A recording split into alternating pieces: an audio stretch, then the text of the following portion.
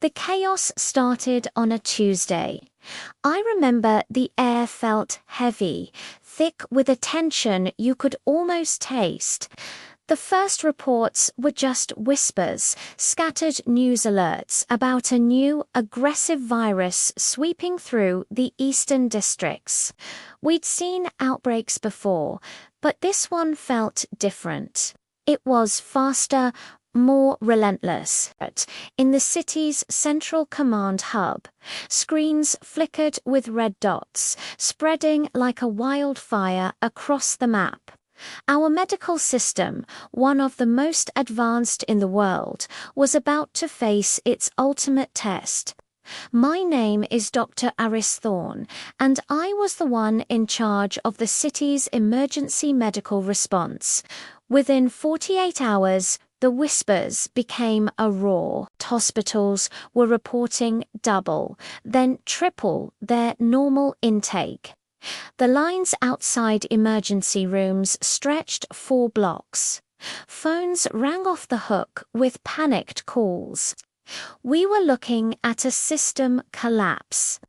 Projections showed that at this rate, we'd be out of beds, ventilators, and staff in less than a week. The models were clear. We were on a collision course with disaster. The pressure from the top was immense. "Get it under control, Eris," was the constant refrain. But how do you control a tidal wave? You don't, you find higher ground. That's when the idea hit me. It was radical, a complete deviation from standard protocol. Traditional response is to centralize, to bring the sick to the hospitals. But our hospitals were the bottleneck. They were becoming infection hotspots, places where the sick got sicker and the healthy staff got exposed. We were feeding the beast, we were trying to starve. So what if we did the opposite? What if we decentralized?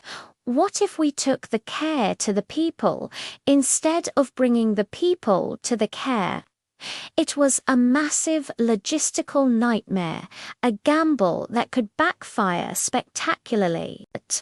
I pitched it to the Emergency Council. They called it reckless, unprecedented, impossible. But I saw the numbers.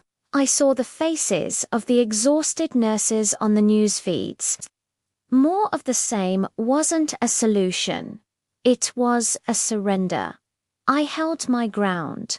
The system isn't just strained, I argued.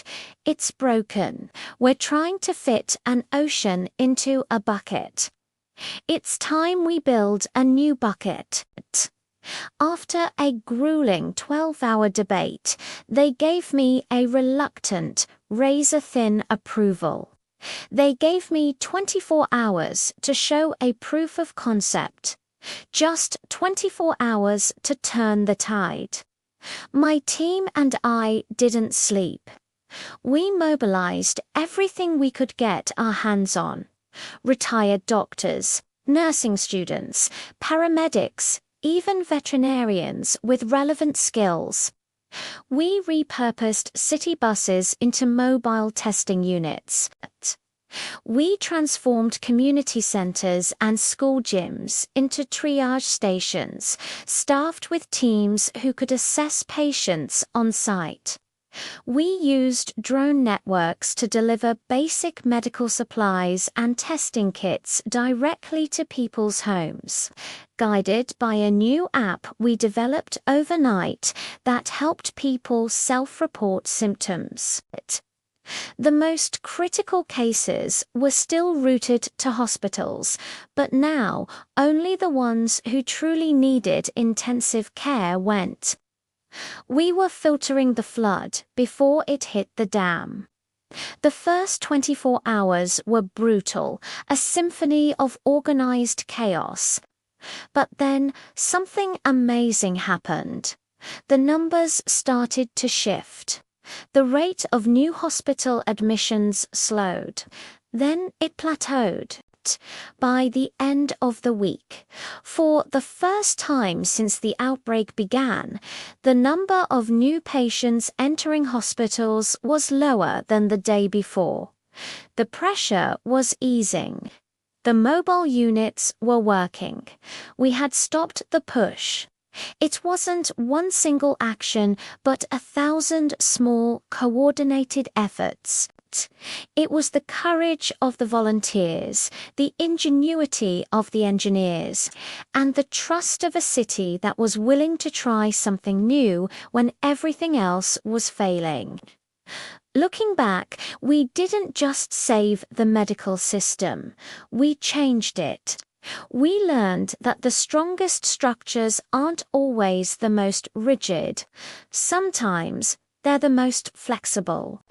We proved that when the old maps lead you off a cliff, you have to have the courage to draw a new one.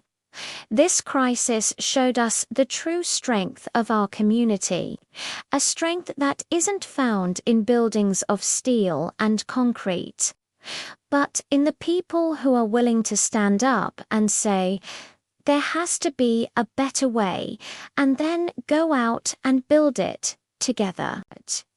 Thanks for watching, and if you found this story inspiring, please like, share, and subscribe for more. Stay safe out there.